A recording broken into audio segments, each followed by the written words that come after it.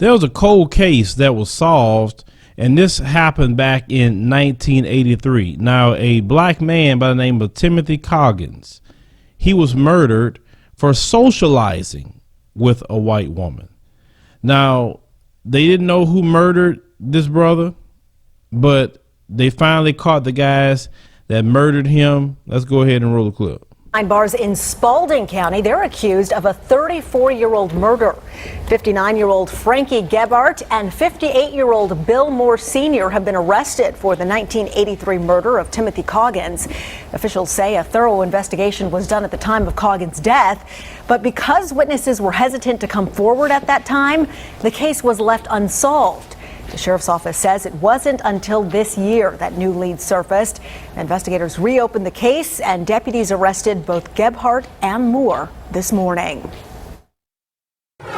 We are sending a message that we want to make crystal clear.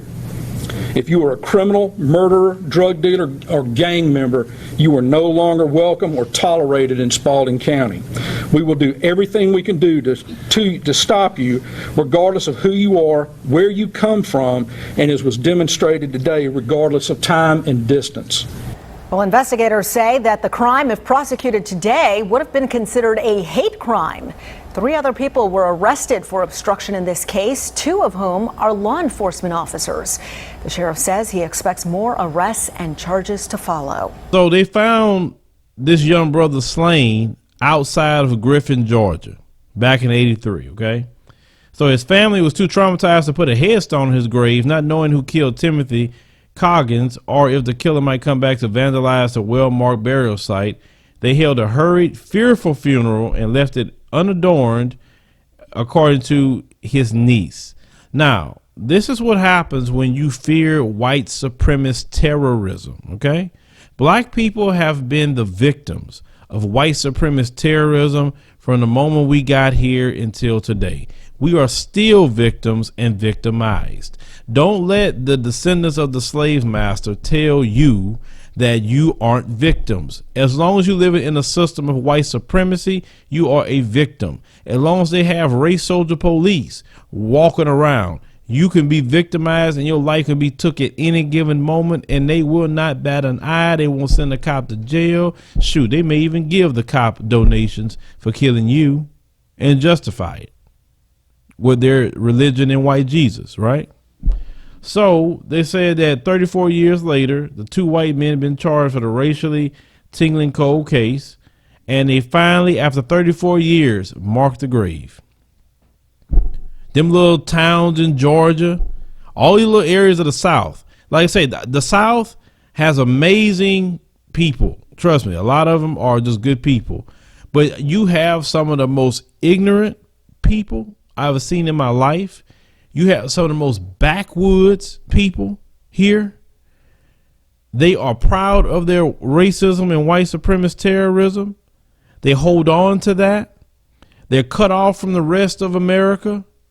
They're set back in their ways 30 and 40 years because they're allowed to be.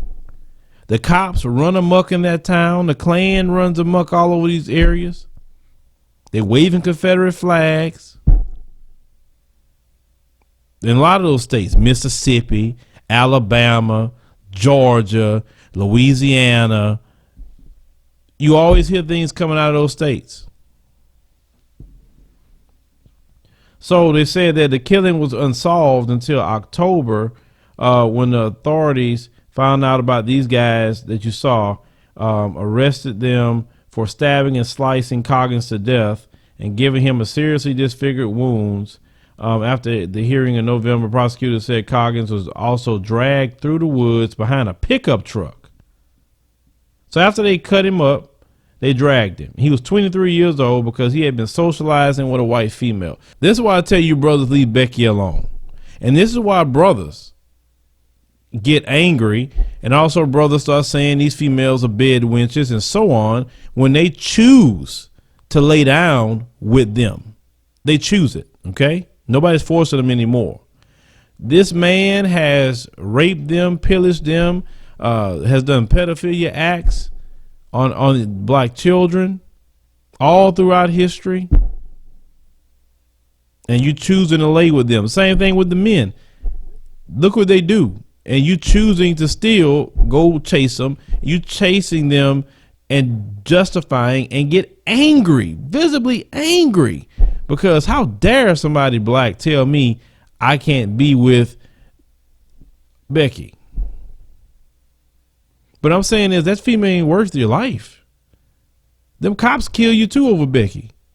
And they just say you was resisting arrest. That's all they say. No female's worth all that. None. You mean tell me this whole world that we have, the whole world, all the women that you have in the world, and they say, look, just leave that one alone.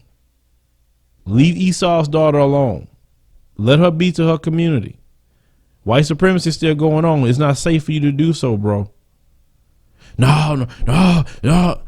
Like, man, you got. So if you get caught up like that, like this young brother, we don't know the socializing was. He could have said, hey, how you doing? He could have had just a conversation. Not saying he was dating her, but just the fact is even having certain conversations. You got to be careful of your surroundings, where you're at. Sometimes it's not worth it. I want you to stay alive. That's it. That's all thing I'm saying. But it's your life. You play Russian roulette with your life. You got to live that. But for me, that just couldn't be anything that I would do, because I understand the history.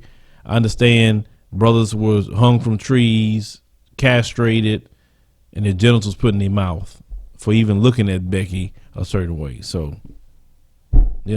but forgive me, I guess I'll just look into history and I just see what they do today to black men.